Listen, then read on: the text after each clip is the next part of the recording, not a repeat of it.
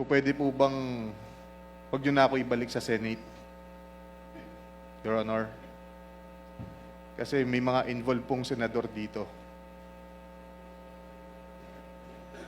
At hindi ko po alam ang magiging kapalaran ko pag binalik niyo ako doon. Engineer Bryce, sabi ko sa'yo, itong committee na to, you can only be protected if you will say the truth. Naintindihan mo po ba?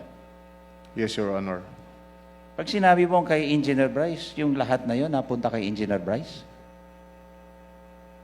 Kay Engineer Alcantara po. Engineer Alcantara, sorry. Hindi ko po alam kung sa kanya napunta lahat yon, pero siya po ang nagpakuha lahat ng pera na nakakahon na yon. Imposible naman na lahat lang yon kay Engineer Alcantara. Magpakatotoo ka dito sa ating committee ba? May Go ahead. para magsalita po ako ng mga involved dito kung kanino po napupunta yon. Siyempre, natatakot din po ako sa buhay ko, saka sa pamilya ko. Kasi hindi naman po birong tao itong mga involved dito eh. As I've said, Engineer Bryce, you will be protected by this committee as long as you will say the truth.